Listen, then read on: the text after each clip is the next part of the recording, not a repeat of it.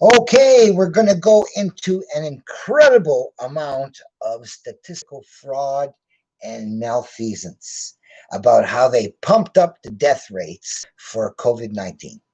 Now, a few videos back, I put this information, and it shows that the flu's numbers are 10% of hospitalized cases die, 0.1% of all infected people die.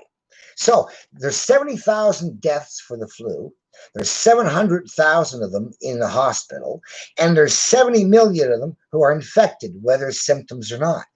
So when Fauci announced that the case fatality rate for hospitalized cases was 3.4% deaths, I went, wow, that's a third of the flu. But when Fauci said, I expect 2.2 million deaths, that's 30 times more than the flu's 70,000. That means that Fauci was comparing the 3.4% not to the 10, but to the 0.1 to come up with a factor of 30, 2.2 million to scare the president.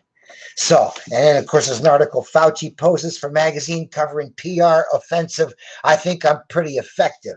Well, yeah, at tricking the whole country with the most elementary statistical scam there is, comparing an apple to an orange and not telling the suckers. And they fell for it. Every statistician in the world, every medical doctor, every professional who took a stats course didn't notice Fauci apple oranging the data, except Joe Hoft at Gateway Pundit and me.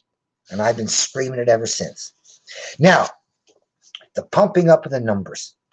The big change took place on March the 24th, when the CDC changed how you fill out the death certificates. Now, they'd had a previous protocol for 17 years that was working fine.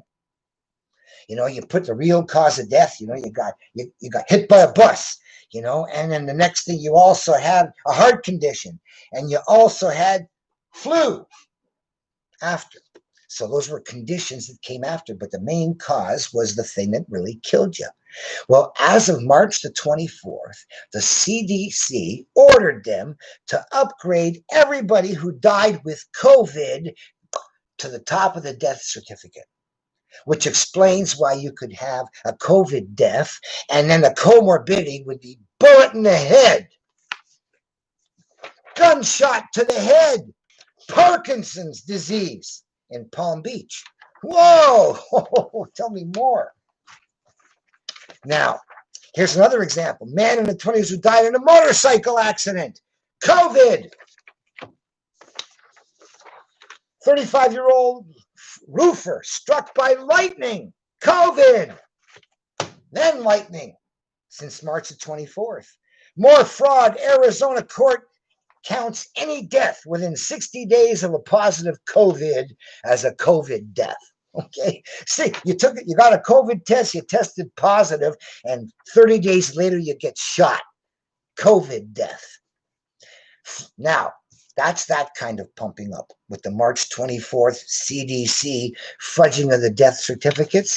And the article from Regenerate, which is from Green Med Info, says that if they'd used the old protocol of listing the bullet in the head first, there would be 90% less COVID death certificates. 90%. So the March the 24th CDC order amplified the death rate for COVID by a factor of 10 by moving it up over the real death rates. Got it? Wow, factor of 10. Now hold it. You had Fauci who exaggerated it, the danger, and now you have to find some way to come up and prove it, that it's worse than flu. Well, if you exaggerate it by a factor of 90, well, they're up to 170,000. Well, that's like 2.5 times worse than flu. You would think until you knock off 90% of it, you're left with 17,000 compared to 70. Suddenly it's not so bad. So that is a great article detailing how the changing of the death certificates fudged the numbers by a factor of 90. And the headline is, if COVID fatalities were 90.2% lower, how would you feel about schools reopening? Boy, winner article. Now, get this. Flaw in manufacturer's testing system for coronavirus used by labs across the U.S. causing false positives. Did you hear about the masks that already had the virus in them? Ohio governor tests negative for COVID hours after testing positive. False positive, right? More you should take 2 tests maybe. When they test you positive, say, do it again. More pandemic fraud. Now Texas has been caught lying about coronavirus deaths. Hundreds of deaths weren't even linked to the virus at all. Mississippi coroner says state coronavirus death tally is misleading, okay, causing unnecessary fear. All the flaws and falsehoods are always hyping the panic. Notice that? How many good people you hear out there saying it's not so bad? Health officials in numerous states mistakenly included positive results from antibody tests with reporting of the actual cases of the live virus. So that's another way of how they pumped up the numbers. CDC acknowledges mixing up coronavirus testing data. Wow, they mixed it up. UK officials exposed for inflating COVID hospital numbers at the height of the panic. Wow. Thousands of coronavirus deaths will be wiped off the government's official toll after urgent review into counting fiasco that included people who had recovered and died of other causes. Wow. CDC data confirms COVID mortality increases with age. Rates for those under 24 almost nil. And kids, 99.99% survive. 1 in 10,000 kid. Adults, 1 in 1,000 who are infected. Stunning. Texas coronavirus numbers show COVID-19 less lethal than the last 2 flus. Really? Now, remember the numbers from California doctors a few months ago, where they said, yeah, that's 3%, and we know about the 10 and the factor 10.1.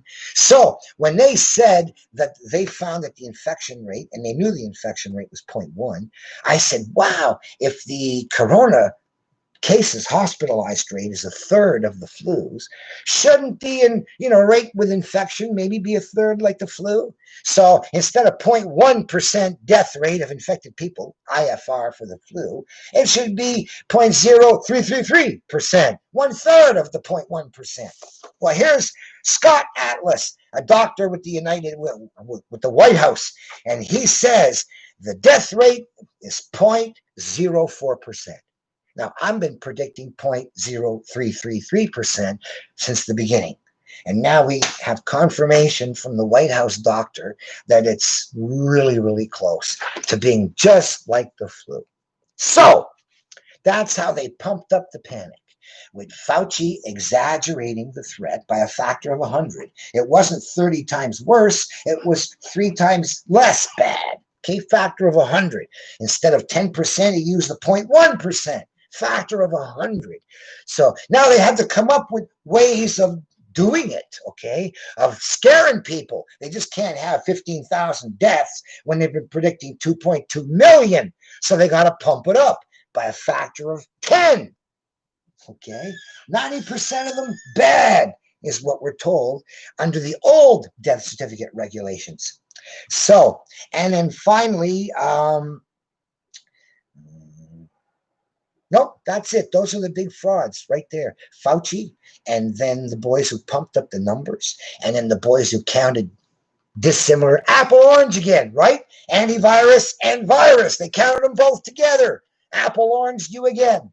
So the frauds always work the same way. So this is one incredibly big global health hoax that's going to kill millions due to the lockdown. Not the virus.